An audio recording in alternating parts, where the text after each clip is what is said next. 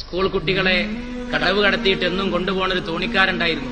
ഒരു ദിവസം തോണിക്കാരനോട് കുട്ടികൾ ഓരോ ചോദ്യം ചോദിച്ചു കളിയാക്കി. കെമിസ്ട്രി പഠിച്ചിട്ടുണ്ടോ തോണിക്കാരാ? തോണിക്കാരൻ പറഞ്ഞു, ഏയ് മോനെ കെമിസ്ട്രി അറിഞ്ഞൂടാതെന്താ, അത് രസതന്ത്രമാണ്. തോണിക്കാരൻ പറഞ്ഞു, മോനെ ഒരു തന്ത്രം അറിയില്ല, തോണി തുഴയിൽ മാത്രമേ അറിയുള്ളൂ. ഓ, അപ്പൊ കുട്ടി പറഞ്ഞു, 10% പോയല്ലോ തോണിക്കാരാ ജീവിതം. വേറൊരുത്തൻ ചോദിച്ചു, സസ്യശാസ്ത്രം പഠിച്ചിട്ടുണ്ടോ? തെങ്ങിന്റെ ഓലയ്ക്ക് എങ്ങനെയാണ് ക്ലോറോഫിൽ എന്ന ഹരിതകം ഉണ്ടാകുന്നതെന്ന് പഠിച്ചിട്ടുണ്ടോ? തോണിക്കാരൻ പറഞ്ഞു, മോനെ തെങ്ങും ഓലയൊക്കെ കണ്ടിട്ടുണ്ട്, ഹരിതവും ഗിരിതകം ഒന്നും പഠിച്ചിട്ടില്ല എന്ന് പറഞ്ഞു. ഓ, ജീവിതത്തിലെ ബാക്കി 10% പോയല്ലോ. വേറൊരുത്തൻ ചോദിച്ചു, ഫിസിക്സ് പഠിച്ചിട്ടുണ്ടോ? അങ്ങനെ ഓരോരോ ചോദ്യം ചോദിച്ചു. ഓരോരുത്തർ 10% തോണിക്കാരന്റെ ജീവിതത്തിൽ അങ്ങനെ കുറച്ചു. പാവം തോണിക്കാരൻ. തോണിയുടെ ഒരു ഭാഗത്ത് ചുരുണ്ടുകൂടി. പെട്ടെന്നാണ് കാർമേഘം കറുത്തത്, കാറ്റ് തണുത്തത്, പുഴക്ക് കലിയിളകിയത്. ഘോരമായി കാറ്റ് വീശിയപ്പോ കലിയിളകിയ പുഴയുടെ ഓളങ്ങളിൽപ്പെട്ട് തോണി ഉലഞ്ഞാടിയത്. കുട്ടികൾക്ക് ഇങ്ങനെ പേടി വരാൻ തുടങ്ങി തോണി ഉലഞ്ഞാടിയപ്പോ.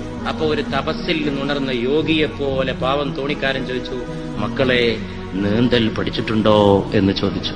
അപ്പൊ പറഞ്ഞു എല്ലാരും കൂടി കോറസ് പോലെ, കൂട്ടസംഘഗാനം പോലെ, ഏയ് നിങ്ങളുടെ കാലത്ത് കുളവും ഒക്കെ ഉണ്ടായിരുന്നു, ഞങ്ങളൊക്കെ ഫ്ളാറ്റിൽ എവിടുന്ന് പഠിക്കാൻ. എന്നാ ജീവിതം 100% പോയി എന്നാണ് തോന്നണതെന്ന് പറഞ്ഞു. ഇതാണെന്ന് വിദ്യാഭ്യാസം.